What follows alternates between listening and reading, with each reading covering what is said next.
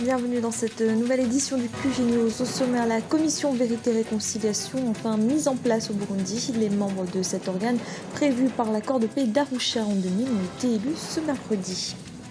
Les juges de la Cour pénale internationale refusent d'ajourner le procès du président kényan Uhuru Kenyatta. La procureure Fatou Bensouda a une semaine pour apporter l'existence de preuves supplémentaires ou à défaut, elle devra retirer ses accusations. Et l'obom fait son retour au Cameroun. Ce matériau dont l'utilisation a été longtemps abandonnée est désormais présent dans les ateliers, notamment pour la création de vêtements traditionnels. Cet organe était attendu depuis près de 15 ans. La commission Vérité et Réconciliation voit enfin le jour au Burundi. Ses membres ont été élus ce mercredi par l'Assemblée nationale. Seul l'UPRONA, le principal parti Tutsi, a boycotté le vote. Cette commission a pourtant la lourde tâche de faire la lumière sur les massacres interethniques depuis 1962. Aminata Diak. Au Burundi, l'Assemblée nationale a mis en place ce mercredi 3 décembre 2014 la commission Vérité et Réconciliation prévue par l'accord de paix d'Arusha conclu en août 2000. Elle a pour objectif d'établir la vérité sur les crimes interethniques commis depuis l'indépendance en 1962 à 2008, date de signature du cessez-le-feu avec la rébellion.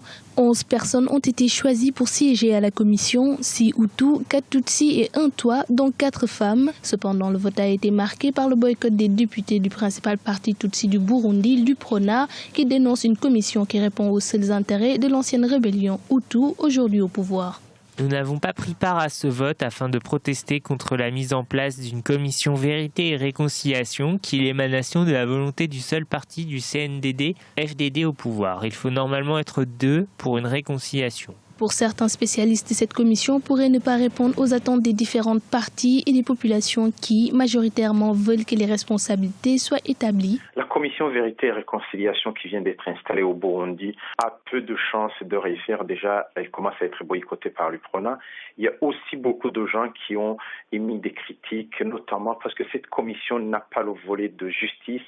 Il s'agit surtout de réconciliation sans passer par la justice, sans que les gens connaissent réellement ce qui s'est passé. D'autres gens émettent des réserves parce que, en fait, même le parti qui est au pouvoir, notamment le président même Nkurunziza, est accusé de certaines choses. Donc, d'emblée, cette commission part avec un handicap.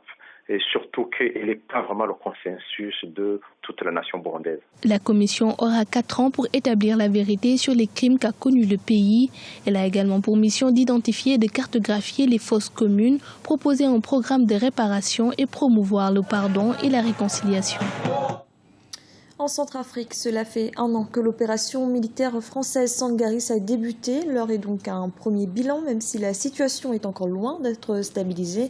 Pour rappel, cette opération avait obtenu le feu vert des Nations Unies afin de mettre fin aux violences intercommunautaires après le renversement du régime de l'ancien président François Bozizé et la prise de pouvoir par la rébellion Séléka. Dans le procès du président kényan Uhuru Kenyatta devant la Cour pénale internationale, ce mercredi, les juges ont donné une semaine à l'accusation pour apporter des preuves supplémentaires. À défaut, la procureure Fatou Bensouda devra retirer ses charges. Aminata Diak. Une semaine, c'est le délai donné par les juges de la Cour pénale internationale à la procureure Fatou Bensouda pour qu'elle démontre des preuves supplémentaires contre le président kenyan Uhuru Kenyatta. L'actuel chef de l'État est soupçonné de crimes contre l'humanité pour son rôle présumé dans les violences post-électorales de 2007-2008 au Kenya. Dans un communiqué, la Chambre a ordonné à l'accusation de déposer soit des preuves qui justifieraient la tenue d'un procès, soit un avis indiquant le retrait des charges. Ceci est tout à fait normal. Les juges agissent dans le cadre et dans le respect des principes du procès juste et équitable. À savoir que la durée de ce procès doit être raisonnable, ça ne peut pas s'étirer sur des années. Et donc, l'appréciation de la durée se fait en fonction des accusations et en fonction des éléments et des rassemblements de preuves. Et donc, le procureur, quand elle a lancé les accusations, elle est supposée avoir des preuves ou au moins des éléments de preuve. Pour le spécialiste, il est important de fournir toutes les preuves contre l'accusé et de réduire la lenteur de la procédure pour un procès équitable. Quand un procureur, quelle que soit la juridiction, lance des accusations, elle ne lance pas des accusations en l'air, sans fondement, et après, elle va à la pêche des preuves. Non, ça, c'est contraire au principe du procès juste équitable. Et donc, à ce moment-là, le tribunal veille à cette règle fondamentale et le temps est important pour que l'accusation ne perdure pas indéfiniment. Uhuru Kenyatta est le premier chef d'État en exercice à comparaître devant la Cour pénale internationale. Le procès devait initialement débuter fin 2013, mais il a été ajourné plusieurs fois, notamment à cause de la rétractation des témoins. Pour sa part, la procureure accuse le gouvernement kenyan de refuser de coopérer avec la Cour. L'épidémie d'Ebola n'est toujours pas enrayée en Afrique de l'Ouest, en Guinée et surtout en Sierra Leone. Les perspectives de croissance s'en trouvent assombries. D'après les prévisions, ces deux pays devraient même entrer en récession en 2015. Seul le Libéria semble épargné. Graziella Chakounde.